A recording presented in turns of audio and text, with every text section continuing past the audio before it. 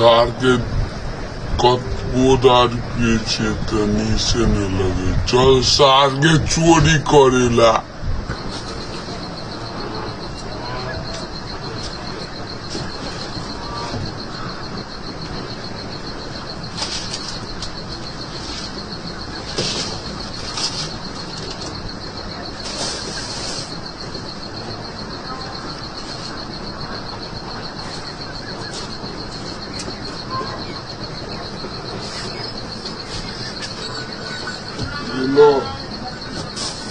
উঠা